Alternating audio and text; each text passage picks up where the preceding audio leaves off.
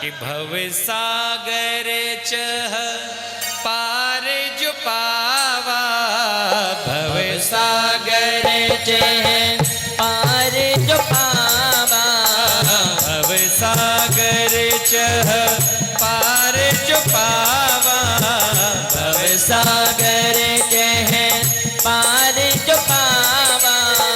राम कथा कह दृढ़ नावा, राम कथा कह दृढ़ नावा, राम कथा कह दृढ़ नावा, कृष्ण कथा कह दृढ़ नावा।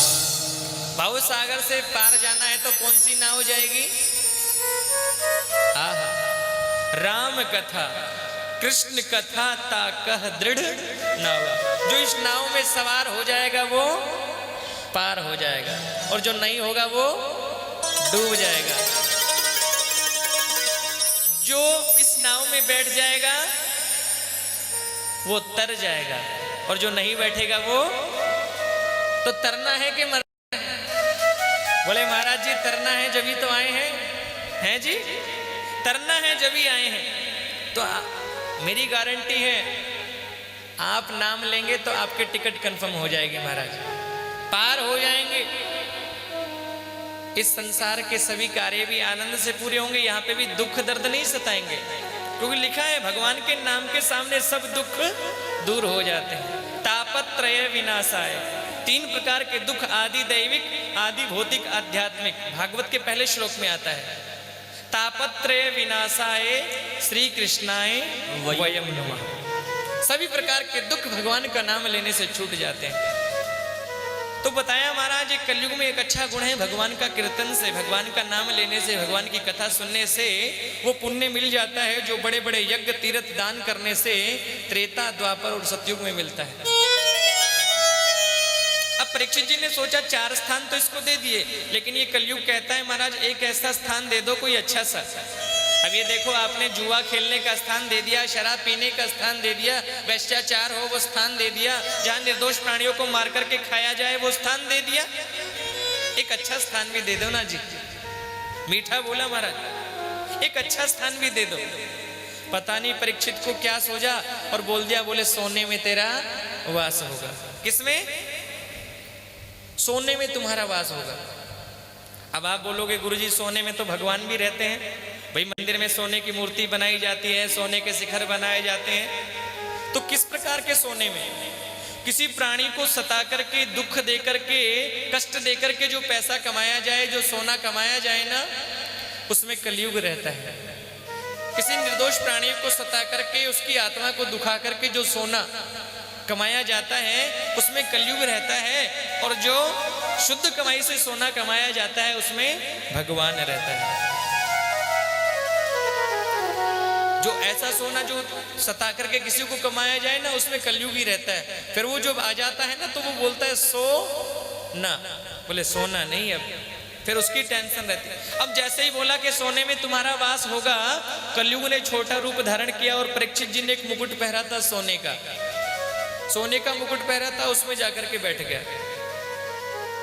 सोनिकादि ऋषियों ने कहा महाराज ये परीक्षित जी ने मुकुट पहरा, ये सोने का मुकुट क्या ये अन्याय की कमाई का था? बोले हाँ, ये जो परीक्षित ने मुकुट पहना ये परीक्षित का मुकुट नहीं, ये इनके भीम दादा है ना, भीम जरासंध को मार करके वो मुकुट लेकर के आए थे। पहले होता था राजाओं को मार देते थे तो जीत के लिए उनका मुकुट लेकर के आते थे। ये जरासंध का मुकुट इनके भीम दादा लेकर के आए थे और वही मुकुट आज परीक्षित ने पहना। कलयुग ने छोटा रूप धारण किया और आकर के मुकुट में बैठ गए। अब परीक्षित जी तो वहां से आगे चल दिए महाराज, बुद्धि भ्रमित हो गई। अब धीरे धीरे आगे चले, रास्ता भूल गए। एक संत की कुटिया पर पहुंच गए। एक संत है समीक ऋषि, समाधि लगा करके बैठे हैं, आसन लगा करके बैठे हैं, भगवान का ध्यान कर रहे हैं। उनको ये मालूम भी नहीं चल रहा कि कौन आ रहा है कौन जा रहा है। जाकर के परीक्षित ने कहा, हे महाराज मैं परीक्षित, मैं राजा, मुझे प्यास लगी है, जरा जल पिलाइए। लेकिन संत को तो पता ही नहीं चला कि कौन आ रहा है कौन जा रहा है। परीक्षित सोचने लगा ये बाबा नाटक करके बैठा है, ढोंग करके बैठा है। अरे हम परीक्षित, हम राजा, और यहाँ पर आए हैं, ये बाबा नाटक करके बैठ गया, माला लेकर के बैठ गया। इसको जरा भी ध्यान नहीं है, हम राजा हैं और आए हैं, और ये जल भी नहीं पिला रहा। महाराज कलयुग बैठा है ना सिर पे। तो पहले तो जो राजा, जो परीक्षित संत का बड़ा सम्मान करते थे, संत के प्रति उल्टा भाव आने लग गया। ये ध्यान रखना, कभी संतों के प्रति, गुरुजनों के प्रति, ब्राह्मणों के प्रति, देवताओं के प्रति मन में उल्टा भाव आए ना, तो समझ लेना हमारा विनाश आरंभ होने वाला है। परीक्षित को अभिमान आ गया, मैं राजा हूं, और ये संत अभिमान करके बैठ गया, माला लेकर के बैठ गया, नाटक करके, अभी इसको मजा चखाता हूं, पानी भी नहीं पिला रहा मुझे।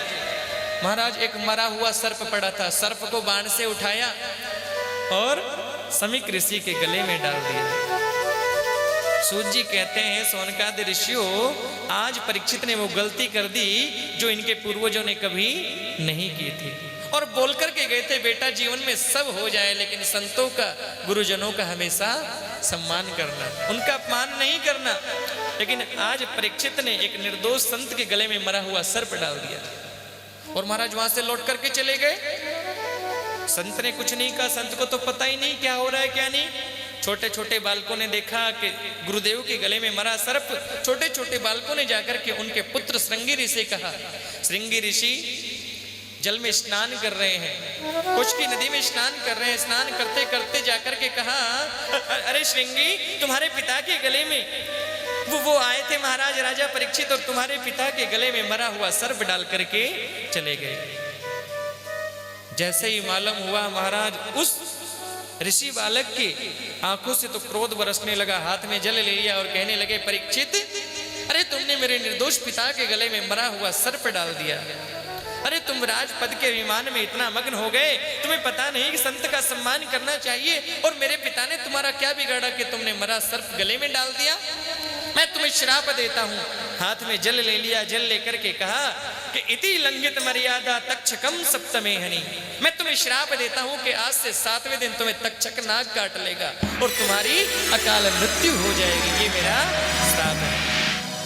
हमारा श्राप दे दिया कि 7 दिन में तक्षक नाग काट लेगा, अकाल मृत्यु हो जाएगी। रोता रोता वो बालक पिता के पास में आया, लाकर के मरा हुआ सर्प नीचे उतारा, चरणों में प्रणाम किया, अश्रुधारा बह रही है। चरणों पे जब आंसू पड़े, संत की आंख खुली।